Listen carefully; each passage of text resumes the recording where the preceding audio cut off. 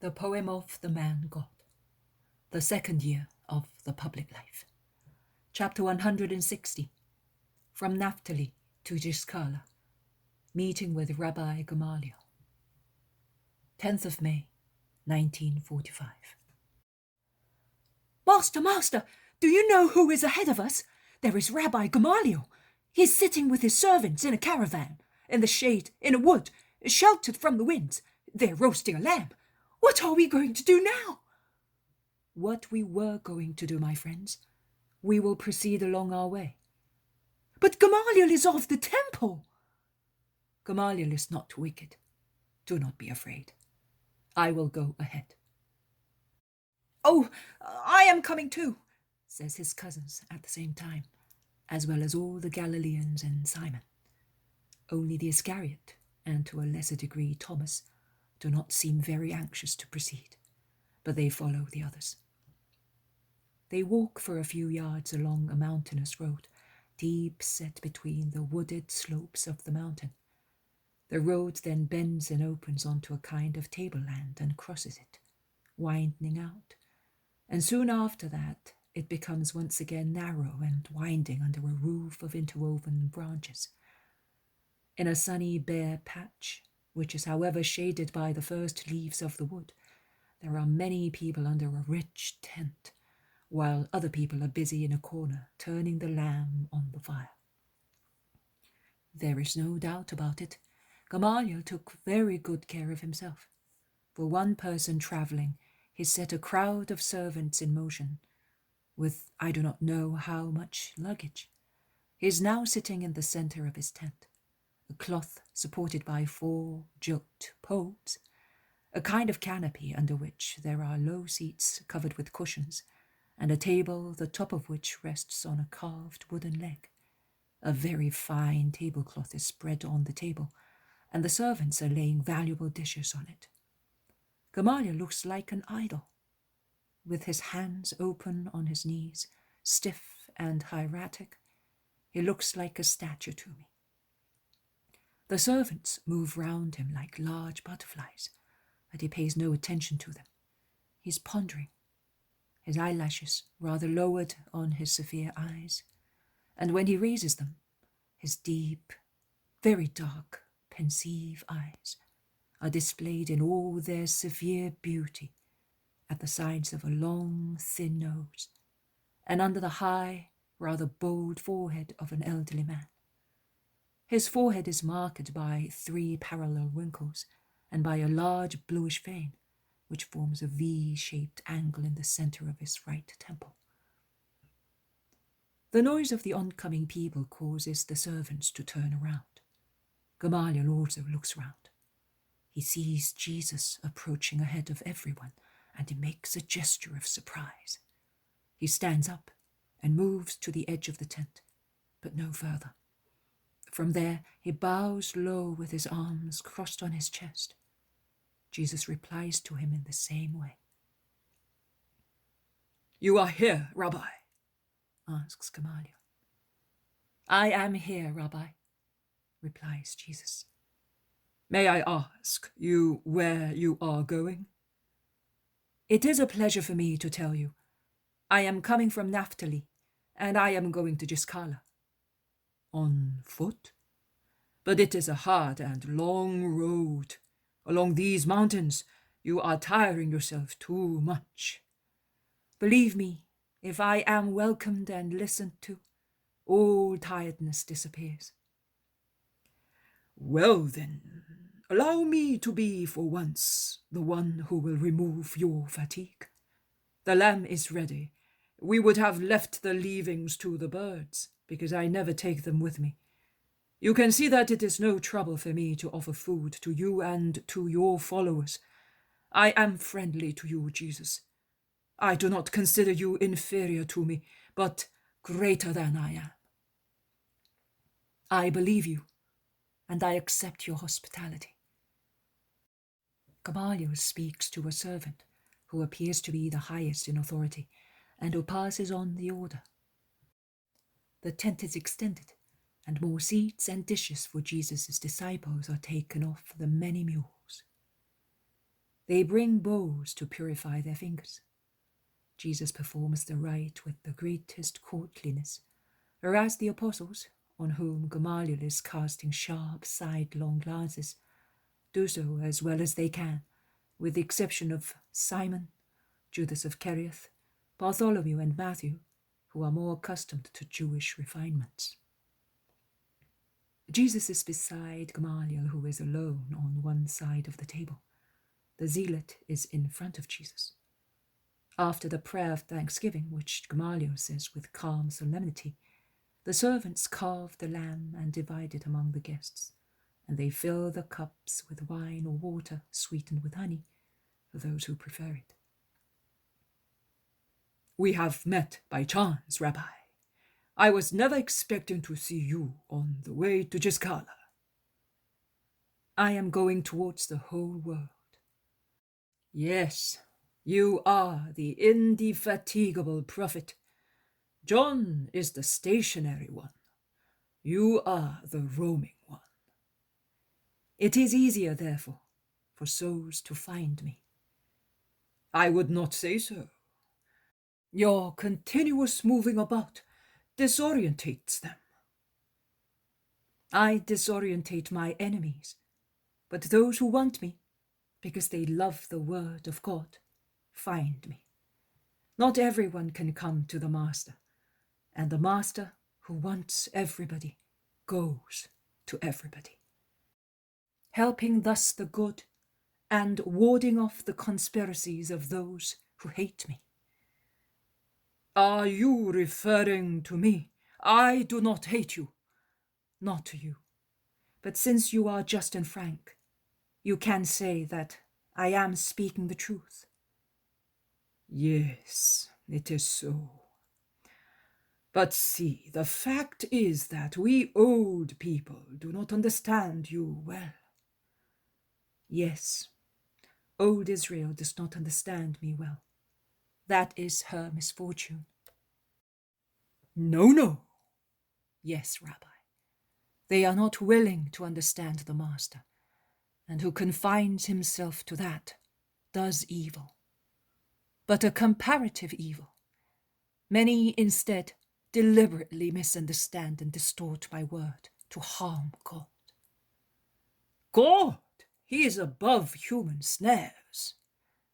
Yes, but every soul that goes astray or is led astray, and it is misleading to distort my word or my work, both with regard to oneself and to other people, harms God in the soul which is lost. Every soul that is lost is a wound to God. Gamaliel lowers his head and, closing his eyes, he meditates. He then presses his forehead between his long, thin fingers in an involuntary gesture of pain. Jesus watches him. Gamaliel raises his head, opens his eyes, looks at Jesus and says, "But you know that I am not one of those." "I know, but you are one of the former." "Oh, it is true. But it is not true that I am not willing to understand you. The truth is that your word stops on my mind and does not penetrate further. My mind admires it as the word of a learned man, and the spirit cannot receive it, Gamaliel, because it is encumbered with too many things, and ruined things. A short while ago, coming here from Naphtali, I passed near a mountain which juts out from the mountain chain. I was pleased to pass there to see the two beautiful lakes of Gennesaret and Merom from high above, as eagles and the angels of the Lord see them. To say once again, thank you, Creator, for the beauty you grant us. Well, whilst the whole mountain is covered with flowers, green meadows, orchards, fields, woods, and the laurels smell sweet near the olive trees, preparing the white host of thousands of flowers, And also the strong oak tree seems to become gentler as it dresses itself with wreaths of clematis and woodbine. Over there is no flowering, no fertility, neither of man nor of nature. All the efforts of the winds, all the toil of men are frustrated, because the cyclopean ruins of ancient Hatzor encumber everything, and between one large stone and another, only nettles and bushes can grow and snakes can hide. Gamaliel, I understand.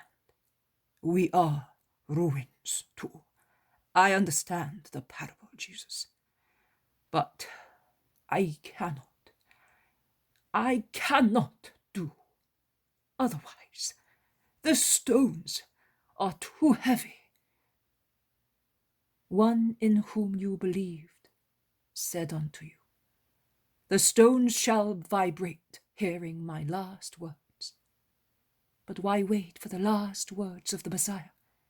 Will you not regret that you did not follow me before?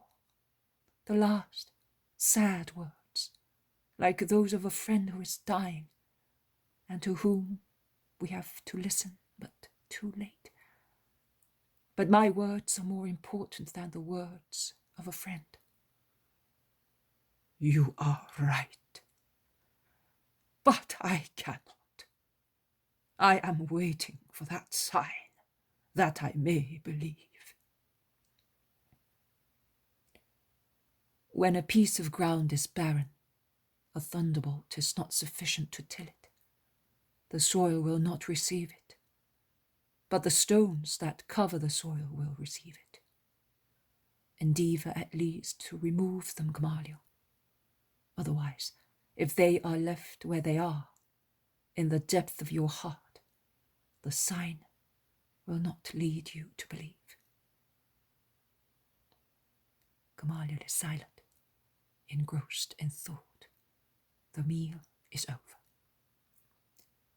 Jesus stands up and says, I thank you, my God, both for the meal and for the opportunity of speaking to a wise man. And thank you, Gamaliel. Master, do not go away like that.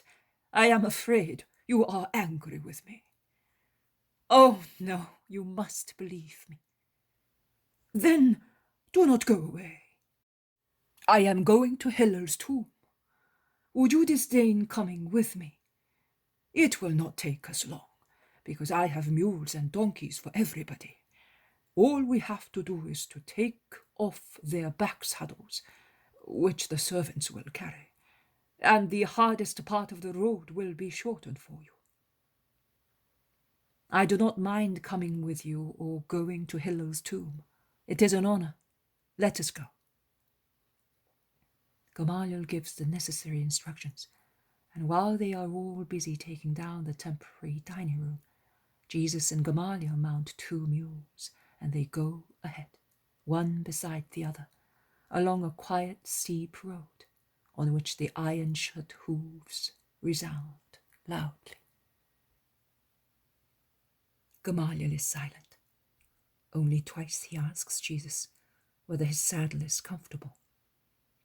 Jesus replies and then becomes quiet, engrossed in thought. So much so that he does not notice that Gamaliel, holding his mule back a little, lets him go forward by a full neck, so that he may study every gesture of his. The eyes of the old rabbi are so keen in penetration that they look like the eyes of a hawk gazing at its prey.